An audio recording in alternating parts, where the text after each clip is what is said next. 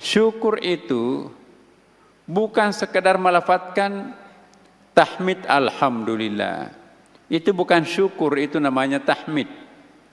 Apalagi yang diucapkan itu lain dengan apa yang ada di hatinya, itu namanya tamaddah.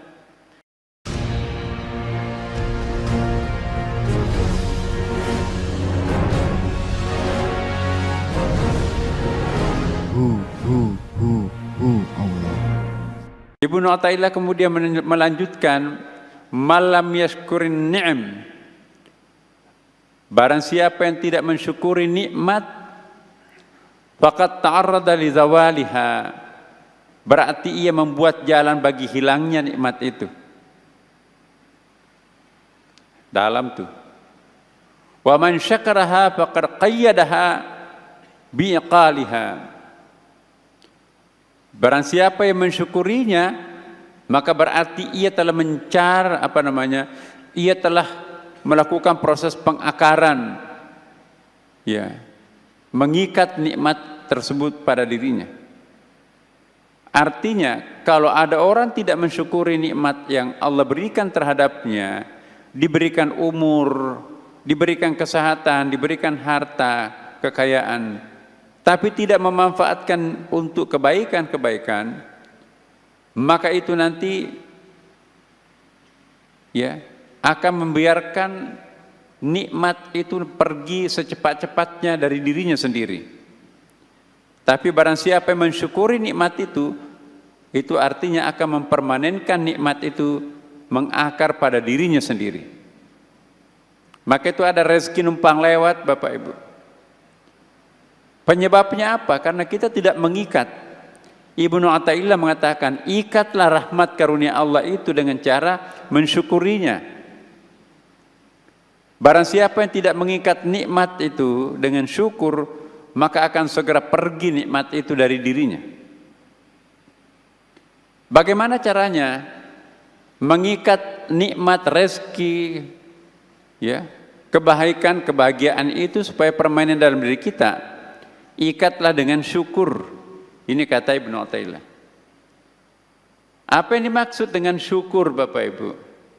Syukur itu bukan sekedar melafadzkan tahmid alhamdulillah. Itu bukan syukur, itu namanya tahmid. Apalagi yang diucapkan itu lain dengan apa yang ada di hatinya, itu namanya tamaddah. Pernah saya jelaskan di tempat kita ini, orang yang mensyukuri, orang yang memuji mulutnya tetapi tidak tembus di hatinya, maka itu namanya tamaddah. Mulutnya komat kamit memuji tetapi hatinya tidak, biasa-biasa aja, maka itu tamaddah. Kalau hatinya memuji paralel dengan mulutnya juga memuji, itu namanya tahmid. Tahmid itu bukan syukur. Kalau tahmid itu belum berbagi kepada orang lain, hanya respon spontanitas. Hei, kalian dipromosi, alhamdulillah. Itu bukan syukur, itu baru tahmid. Nanti bapak-bapak, ibu-ibu, teman-teman, saya traktir nanti di kantin, ya. Kita sehabis sholat Jumat makan di kantin, aku yang traktir. Tidak mungkin promosi jabatan ini saya peroleh tanpa kerjasama kita yang baik. Sebetulnya yang paling layak mendapatkan ini bukan saya, atau bukan hanya saya, tapi kita semua. Tapi yang harus menduduki posisi itu hanya satu. Maka sebagai tanda syukur saya ajak teman-teman makan siang di kantin, di restoran. Itu baru bersyukur. Kalau dipromosi, alhamdulillah, itu bukan syukur. Tapi kalau mengundang teman-teman yang berjasa untuk makan, itu contoh orang yang bersyukur. Diberikan rezeki, alhamdulillah, itu bukan syukur, itu tahmid. Kalau mengeluarkan zakatnya, infaknya, sedekahnya, jariyahnya, wakafnya, hibahnya, wasiatnya, ya, mungkin juga ada semacam walimahnya, pesta-pesta kecil, ya, maka itulah yang disebut dengan syukur. Ya, Bapak Ibu sekalian, Jadi syukur itu bukan hanya memuji dengan lisan, tetapi ada action, berbagi dengan orang-orang yang membutuhkan. Itu baru syukur. Tapi syukur ini juga terbagi dua. Ada syukur dalam arti standar, ada syukur dalam pengertian advance. Jadi syukurnya itu benar-benar paling murni, paling sejati. Itu bukan syukur lagi namanya, tapi itu namanya syakur. Apa bedanya syukur dengan syakur? Pernah juga kita bahas ya. Kalau syukur itu mensyukuri seluruh nikmat yang Allah berikan, nikmat umur panjang, nikmat kesehatan, nikmat jabatan, nikmat mata pencaharian yang stabil, nikmat anak soleh yang banyak, semua anaknya sukses, nikmat istri yang salehah atau suami yang tampan dan juga saleh, masya Allah, ya, itu perlu kita syukuri. Dan mensyukuri nikmat-nikmat itu harus, karena kalau tidak mensyukurinya itu akan kabur, akan diganti dengan musibah. Ya, jadi syukur itu ialah mensyukuri nikmat Allah. Tapi kalau syakur itu lebih dalam lagi. Bukan saja mensyukuri nikmat karunia Allah, tapi juga mensyukuri apapun yang datang dari Allah. Termasuk mensyukuri musibah. Kok musibah disyukuri? Iya.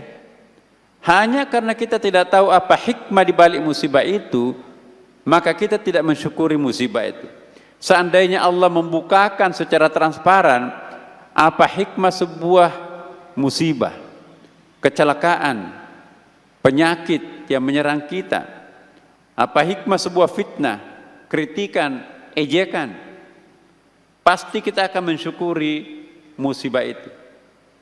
Kenapa? Karena ada hadis Rasulullah Muhammad SAW, tidak turun sebuah, saya ulangi, hadisnya begini, tidak muncul sebuah musibah yang menimpa seorang hamba, melainkan musibah itu sebagai pencuci dosa masa lampau.